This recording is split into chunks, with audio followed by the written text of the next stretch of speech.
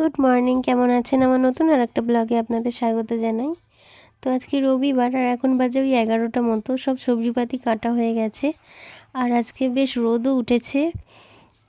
আর রান্না হবে আজকে এই চিকেন। এখানে মাছ নিয়েছি, মাছগুলো কাতলা মাছ, আর এই চিংড়ি মাছ কাটা হয়ে গেছে।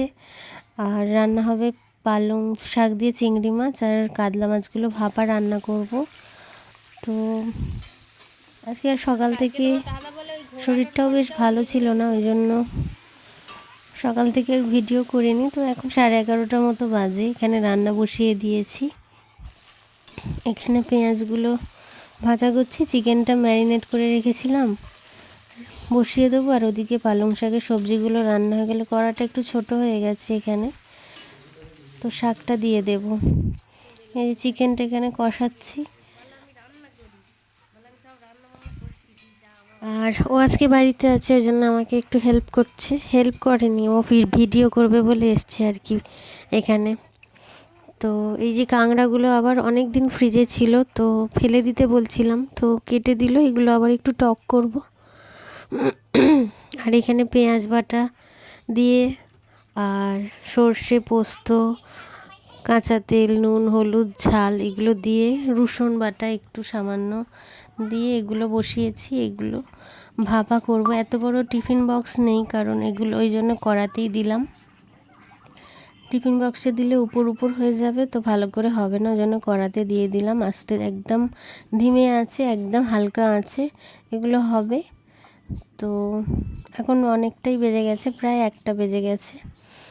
এটা দিয়ে ধনেপাতাটা দিয়ে আর 2টো কাঁচা লঙ্কা চিড়ে দিয়ে এটা চাপা দিয়ে দেবো। এটা এমনি হতে থাকবে, আর এদিকে আমি কাঁকড়ার টকটা করে নিলে আমার রান্না হয়ে যাবে।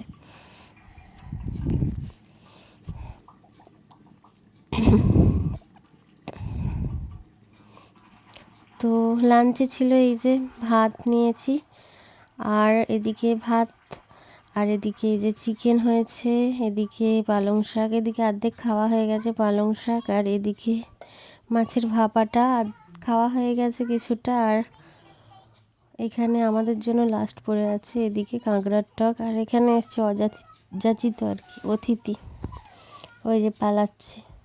যখন প্রথম বিয়ে করে আসি এগুলো দেখে খুব ভয় পেতাম, আর আমাদের এখানে এগুলো প্রায়ই দেখা যায়, তো ভয় পাওয়ার কিছু নেই তেমন। আর এখানে গাছ সকালবেলা জল দেওয়া হয়নি কাজের চাপে, এখন এসছি জল দেব। তো দুপুর হয়ে গেছে, এখন দুপুরবেলা, রোদও পড়ে গেছে, এখন জল দিয়ে গিয়ে নিচে গিয়ে শুয়ে পড়বো।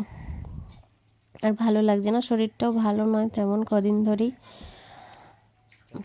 আর এবার এখন সন্ধেবেলা, তো মাম্মাম বায়না করছিল চিকেনের লেগ খাবে, ওই জন্য ওর বাপি এনে দিয়েছে চিকেন। তো ও বায়না করলে তো শুধু ওর জন্য হয় না, সবার জন্যই হয়। এই যে আমাদের জন্য এনে দিয়েছে, আমরাও খাচ্ছি চিকেন পপকর্ন, চিকেন লেগ। তো টাটা, সবাই ভালো থাকবেন, সুস্থ থাকবেন।